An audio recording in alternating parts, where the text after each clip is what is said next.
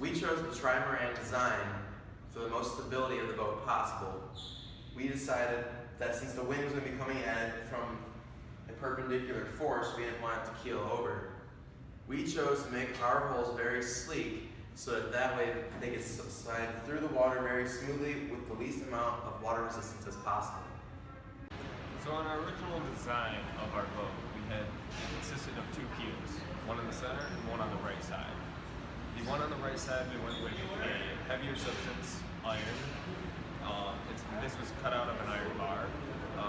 We chose this heavier substance to be on the right side because since the wind is coming from the right, it's going to cause the boat to want to heel.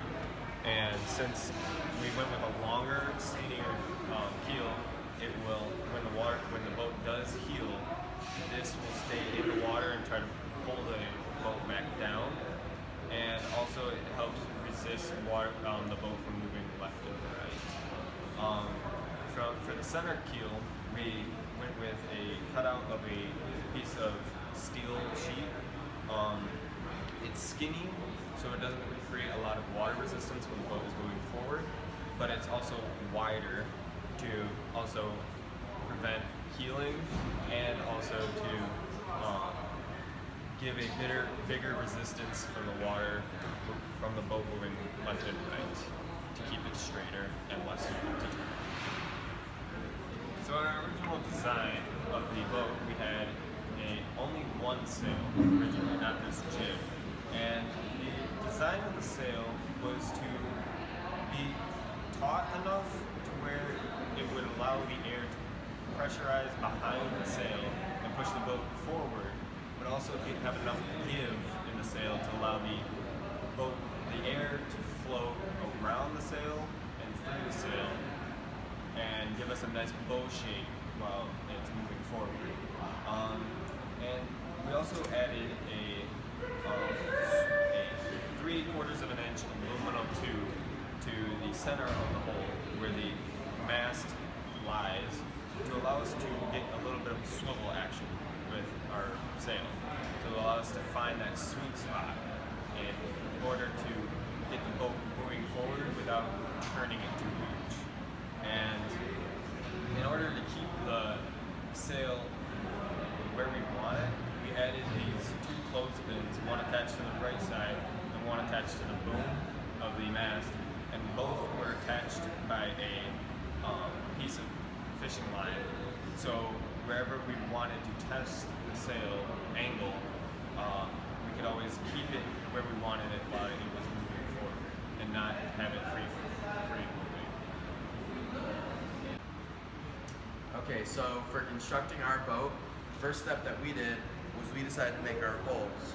We went for the trimaran design, and we thought that making our holes extremely thin and smooth would be the best way to do it. So first we went to the bandsaw and cut out 3 thin strands off of our initial block. We then sanded them down with our hand, hand sanded them down to make them smooth and sleek to guide through the water. Next we put on our initial 2 holes, and to do that, we cut slits into the bottom of our boat, and we basically jammed them in there and then glued them in afterwards. And next we took 2 dowels, and we decided to keep them full length and put it in the middle to hold both sides, so that way we wouldn't have to cut them in half and or have to deal with any shifting on either side. We did it in the front and back for more stability. And lastly, we constructed our sail. We hand drew it, and we did estimated heights. We went a little bit bigger than we needed to, so that way we'd have a little bit room to play with. And we cut it down to size, and then we actually took a chisel and cut out some pieces of our initial topsail to make our boom out to the side.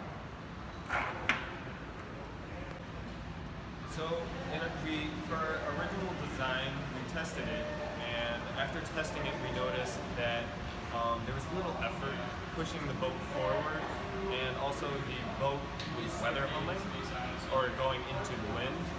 And so in order to counteract that, we came up with the idea of adding the jib right here for this sail. It connects, the top connects directly to the mast, and the bottom is connected to the mast by a piece of fishing line and the right pole by a piece of fishing line. And we did this to allow wind to push the boat more, like push the boat forward with more effort, and also increase airflow around the initial sail. We hoped that this would allow the boat to go more in the forward direction and less into the wind. But then after testing with this new jib, we realized it still weather helms. The effort was better, but still weather helmed the wind. So we came up with another idea to counteract that by adding a aluminum keel to the left hull. It's lighter, so it doesn't add too much weight to the left side, because then it would increase heeling on the right. So, but it would allow us to get that resistance that we needed to get it away from the going into the wind and go hopefully straighter. But then we realized that after testing that after putting this new aluminum keel on, it actually caused the boat to go lee helm, which is going away from the wind and crashing into the side of the tank. So then we came up with the idea, since we already have 3 keels, why not try adding more weight to the right side, which would put the boat in deeper into the water, creating more resistance on the right side, causing it to want to turn more to the right. And then after testing that, it still managed to go lee helm, and so we then added the final piece, which is our rudder. And first we had a really short rudder that didn't go that much into the water, and it helped out a bit, but it didn't give us enough amount of water resistance to cause the boat to turn the amount we wanted it. So we added a longer one, and it got the job done and got us into that sweet spot of being able to go straight down the tank and not go lee helm or weather helm. So for our actual competition runs, our boat was already, we practiced our release. The release was the only thing that we needed left, but the anxiety built up to our actual run, became a problem on our release, and it hit the sides, so it actually slowed the boat down in the first tank. It still got the job done, making it all the way through with a 13:55 seconds, keeping us in first up until just recently. Next, it was boat performance. It performed a lot better than we ever could have imagined. It can do a lot better in our practice runs. We were getting anywhere between 6 to 9 seconds. It was just that our boat, under certain circumstances with anxiety and professional runs, did not perform the way we expected it to. Hitting the sides definitely slowed it down. We couldn't find a way to make it more smooth on the sides, so that way it would slide along them instead of running into them. But overall, the boat still got the job done, and it performed very well. So the force is acting on our boat as it's sitting in the water is the force due to gravity pulling downward, while the buoyant force is holding the boat upward and out of the water.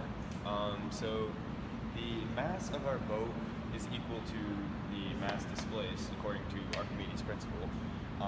So with the buoyant force, the amount of buoyant force is equal to the mass of the water times the gravitational force pulling it downward.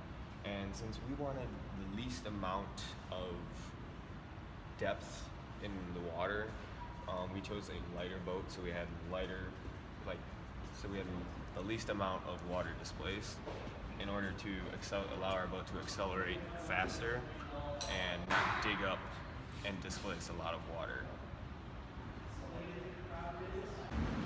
So Bernoulli's equation affects our sails mostly because you have the wind flowing from a perpendicular angle to the sails, and on the underside of the sail you have a higher pressure from the wind, causing it a slower velocity. But on the back side of the sails, it has to travel a further distance, requiring a higher velocity, making a lower pressure. And with the lower pressure on the front of the sail and the higher pressure on the back of the sail, we create an acceleration of force forward on the boat. So with torque, it is a big factor when it comes to creating a sailboat, because the torque acting on a boat could turn your boat either way, either into the wind or out of the wind. And you want to be able to control these to allow your boat to go in the forward direction with the most effort. And so with torque, there's two types of torques that you need to control. One is weather helming and the other is lee helming. With weather helming, the torque causes the boat to turn into the wind, where lee helming is where the torque on the boat makes it turn away from the wind. And with weather helming, what causes it is when your center of effort is located too far to the back, and your center of resistance is located to the front of your boat, and causes your boat to turn clockwise or into the wind. And it's shown here with the sail, where the effort on the sail is in the forward direction on the left side of the boat, while the resistance is located on the right side of the boat and going backward, and is going to cause your boat to turn clockwise and into the wind. And then the other one, lee helming, when it turns away from the wind, that your center of resistance is located too far to the back, and your center of effort is located in the front, where your effort is going to the left and resistance is going to the right. Where it's shown here, your effort on the sail is located on the right hand side and in the forward direction, where your resistance is on the left side and going in the backward direction, which is going to cause you to turn towards the left. In order to control these two torques, you want to be able to control the amount of heeling by adding a keel or multiple keels. As in our boat, we had to add multiple keels in order to balance these torques, and also have a balanced hull, where you either create a hull that is same weight on either side, or if you need to counteract it, add maybe more weight on the one side, or less weight to another.